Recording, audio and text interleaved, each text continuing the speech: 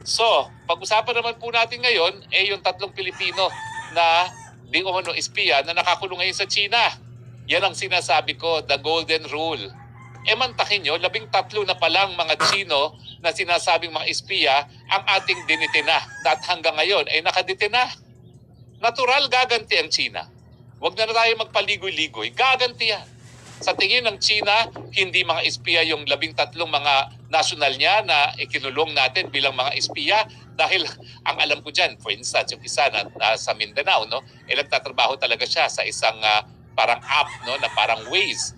At talaga namang yung isa naman ang nahuli sa kanya mga hindi naman high-tech listening devices, mga ordinaryong devices lang na ginagamit sa construction company, no?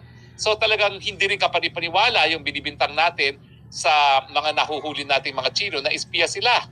Ang problema, no less than yung ating Secretary of National Defense, si Gibo Teodoro, nagsasabi na may batas daw sa China na lahat ng Chino ay espiya.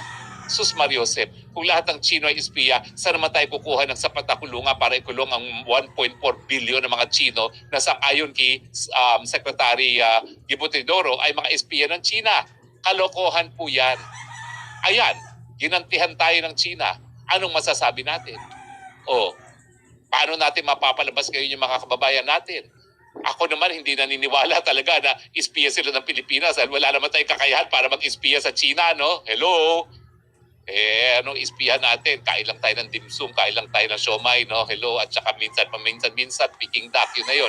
Siguro espiyahin natin anong secret recipe nila, bakit mas malutong yung Peking duck. Hanggang dun lang tayo. Ginantihan po talaga tayo dyan. At ang mensahe, huwag kayong gagawa ng kahit ano laban sa aming mga nationals na ayaw niyong gawin namin sa inyong mga nationals. Paano yan? Habang nakakulong indefinitely yung mga Chino na inaakusa natin na mga espiya, ganun din ang gagawin nila sa Pilipino. At mas marami pa silang huhulihin kung hindi natin ititigil itong xenophobia na ito na binabansagan natin na lahat ng Chino ay mga espiya. The golden rule, mga kaibigan. It's as simple as that. Do unto others what you want others to do unto you. Do not do unto others what you don't want others to do unto you.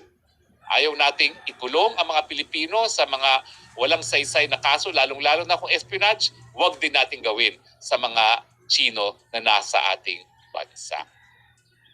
Well, yun naman po aking mga punto de vista lamang at syempre kanya-kanya tayong punto de vista. Hindi naman tayo lahat required na sumang-ayon sa ating mga pinagsasabi. Pero importante rin po na lahat ng punto de vista pakinggan. Dahil lahat naman tayo naghahanap ng katotohanan, lahat tayo naghahanap ng solusyon sa ating pang-araw-araw na problema.